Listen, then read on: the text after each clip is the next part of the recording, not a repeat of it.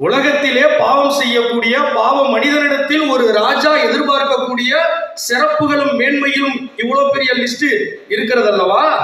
ஆனால் இந்த உலகத்தை அண்ட சராசரங்களையும் படைத்த உன்னதமான ஒரு தெய்வம், ராஜாதி ராஜா, கர்த்தாதி கர்த்தர், இந்த பூமியிலே வானமும் பூமியும் அவருடையது, வானத்துக்கும் பூமிக்கும் ஆண்டவர்.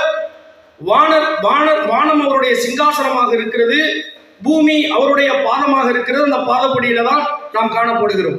ஆனால் அப்படிப்பட்ட தெய்வம் இந்த உலகத்துல ஒரு மனிதன் பாவத்துல விழுந்து போன மனிதனிடம் எதிர்பார்க்கிற தகுதியை விட நம்மை உண்டாக்கின, உருவாக்கின, சிருஷ்டித்த, உருவேற்படுத்தின இந்த உலகத்தையும் அண்ட சராசரங்களையும் உன்னதமான ஒரு தேவன் எதிர்பார்க்கக்கூடிய தகுதி எவ்வளவு ஒரு மேன்மையானது. நம்மிடத்தில் அதை எதிர்பார்க்கக்கூடியவராக இருக்கிறார். ஆனால் அப்படி எதிர்பார்க்கின்ற பொழுது இந்த பூமியிலே எந்த ஒரு மனிதருக்கும் அப்படிப்பட்ட தகுதி இல்லாதிருந்தது. ஆம் பிரியமான தேவனுடைய பிள்ளைகளே, அப்படி இருக்கும் பொழுது இந்த ராஜாவை போல ஆண்டவர் அப்படியே விட்டுவிடவில்லை. அவர் என்ன செய்தார்? அந்த தகுதியை ஏற்படுத்தினார்.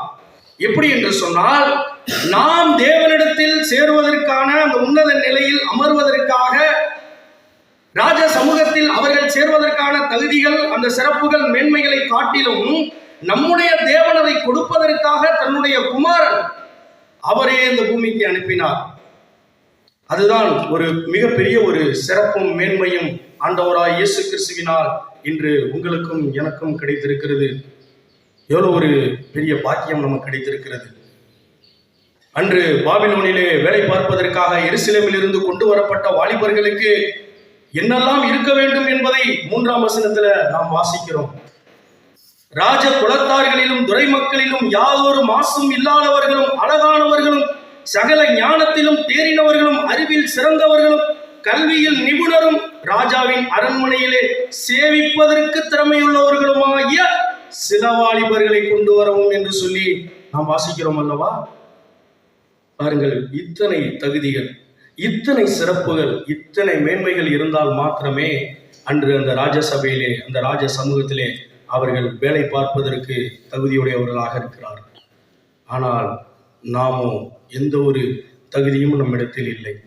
தேவன் அதை எதிர்பார்க்கின்ற பொழுது நம்மிடத்தில் எந்த ஒரு தகுதியும் இல்லாத நிலை நமக்கு காணப்பட்டது. ஆகவே நமக்காக அவர் என்ன செய்தார் என்று சொன்னார்? தன்னுடைய குமாரனையே இந்த பூமிக்கு அனுப்பி நம்மை தகுதிப்படுத்துவதற்காக, நம்மை மேன்மைப்படுத்துவதற்காக அவர் என்ன செய்தார்?